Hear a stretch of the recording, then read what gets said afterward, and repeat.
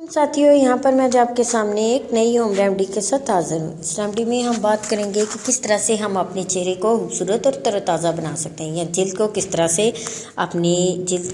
से ब्यूटी दे सकते हैं या फ्रेश लुक दे सकते हैं। फेस पर फ्रेश लुक कैसे दे सकते हैं या अपने फेस को किस तरह से आप ब्यूटीफुल बना सकते हैं। इसके लिए चंद होम रेमेडीज़ हैं, कुछ घरेलू टोटके हैं जो आपके साथ शेयर करूँगी, क्योंकि खूबसूरत नज़र आना तो हर मर्दो ज़न का ख्वाब होता है।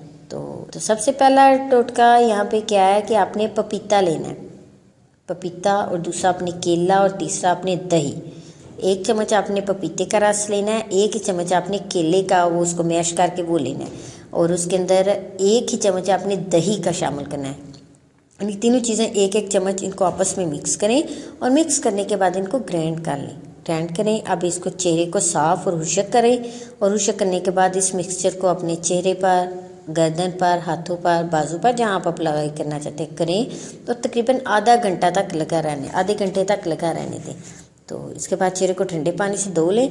तो ये आपके ना सिर्फ स्किन को जो है ग्लोइंग देगी, यानी स्किन को चमकदार बनाएगी, उसको फ्रेश लुक देगी, बल्कि उसको फ्रेश लुक देगी, उसको तरोताज़ा करेगी। और अगर आप इस रेमेडी को इस्तेमाल करते हैं तो ये आपकी हुस्न को निखारने में या हुस्न को 4 चांद लगाने में आपकी ये रेमेडी काफ़ी हद तक मदद करेगी।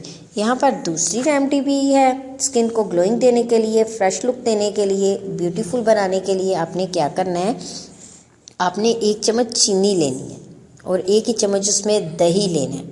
अब इन दोनों को बराबर मिकदार में यानी लिया आपने, और इनको मिक्स कर लें। मिक्स जब अच्छी तरह मिक्स हो जाए तो फिर इसका चेहरे पर खूब मसाज करें, और 5 मिनट बाद नीम गर्म पानी से अपने चेहरे को धो लें। तो इससे भी आपके चेहरे पर काफ़ी हद तक फ्रेश लुक आ जाएगी। तो इन दोनों में से जो रेमेडी आपको अच्छी लगे, इन दोनों अच्छी लगी हैं तो दही वाली पहले कर लें और दूसरी ये पपीते वाली बाद में कर लें।